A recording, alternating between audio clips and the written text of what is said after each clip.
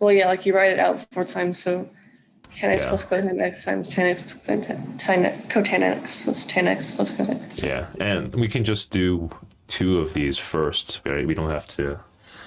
Let's just do two. Let's just do two of these and FOIL these two out, because then the other one's going to be the same, right? So then what do you get?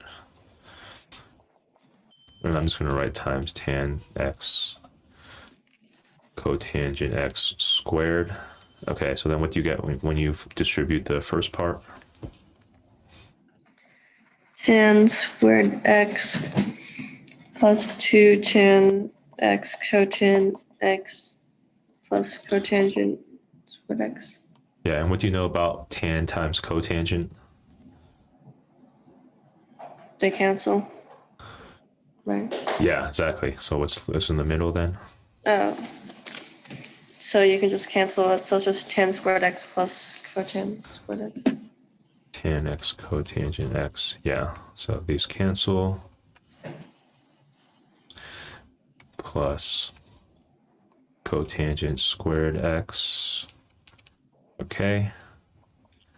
And then, yeah, the other thing is going to be the same thing, right? Mm-hmm.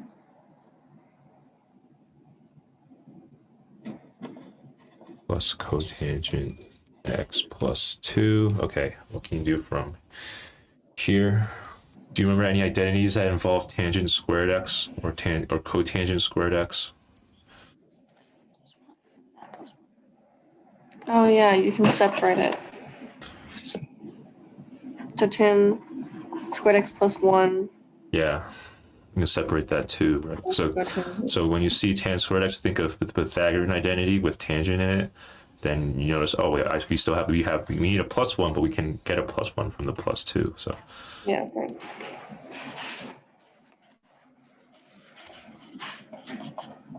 okay, so then you separate that. So then what does this turn into then? Secant squared x plus cosecant squared x. Okay.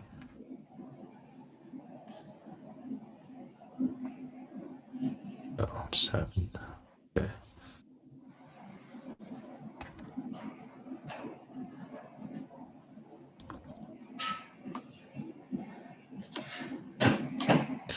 Yeah, and then the other half should be the same.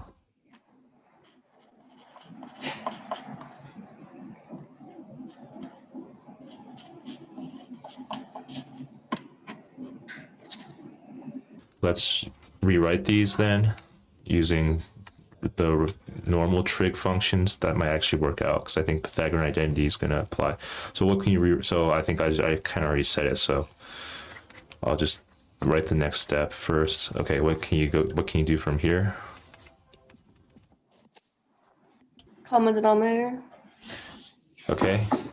So it'll be sine squared x plus cosine squared x over cosine squared x times sine squared x. Okay. So it's 1 over cosine squared x times sine squared x. Yeah.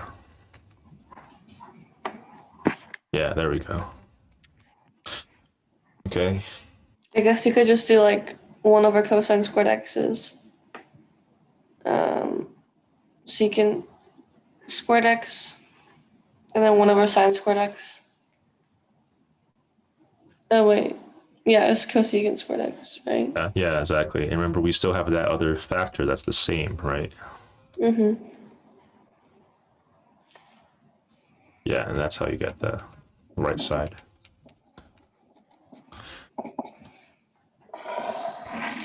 It's a long one. Okay. Yeah, this one's actually pretty interesting. So what are some key steps to remember then? You might need to like switch the reciprocal ID and also Yeah, and this is a pretty good example. This is a good example of why you want to not deal with reciprocal reciprocal trig is because then you'll be able to, if you work with sine and cosine, you might be able to use the Pythagorean identity.